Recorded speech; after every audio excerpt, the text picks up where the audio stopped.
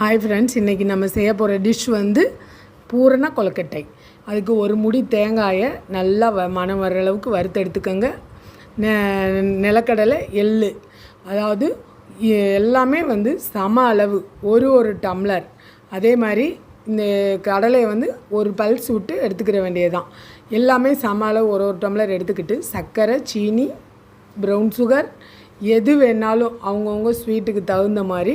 நான் வந்து இப்போ ஒரு டம்ளர் ப்ரௌன் சுகர் எடுத்துருக்கிறேன். இது எல்லாத்தையும் திரும்பியும் ஒரு பல்ஸ் விட்டு எடுத்துக்கிறப்ப நமக்கு வந்து அது கொஞ்சம் பர்சன்டேஜ் நமக்கு வந்து எடுத்து வைக்கிறதுக்கு ஈஸியாக இருக்கும். நல்ல ஒரு சுடு தண்ணி எடுத்து கொஞ்சமாக மாவில் உப்பு சேர்த்துட்டு பிணைஞ்சு எடுத்துக்கிற வேண்டியதான். இந்த மாதிரி நல்லா சுடு தண்ணி விட்டு பிணையிறப்ப மாவு வந்து ஒட்டாமல், கையில் ஒட்டாமல் நமக்கு வந்து பந்து மாதிரி கிடைக்கும். கொழுக்கட்டையும் நல்லாவே ஒரு சாஃப்டாக இருக்கும்.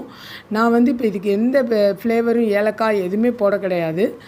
ஏன்னா இந்த மணமே, கடலையும் எள்ளுவோட தேங்காய் எல்லாத்தோட மணமே வந்து செம்மையாக ஒரு ஸ்மெல்லு நமக்கு வந்து நம்ம கொழுக்கட்டை பண்ணிக்கிட்டு இருக்கோங்கிறது 4 வீட்டுக்கு அந்த பக்கம் இருக்கிறவங்களுக்கே தெரியும். அந்தளவுக்கு ஒரு மனம் வரும்.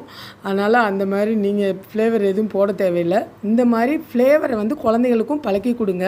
இந்த மாதிரி நம்மளுக்கு வந்து பாரம்பரியமாக இந்த மாதிரி செஞ்சு சாப்பிட்றப்ப பிள்ளைகளுக்கு நம்ம கொடுக்குறப்ப அவங்களும் ஹாப்பி. அவங்க சாப்பிட்டாங்கன்னா நம்ம ஹாப்பி. கண்டிப்பாக ட்ரை பண்ணி பார்த்துட்டு எப்படின்னு சொல்லுங்கள்.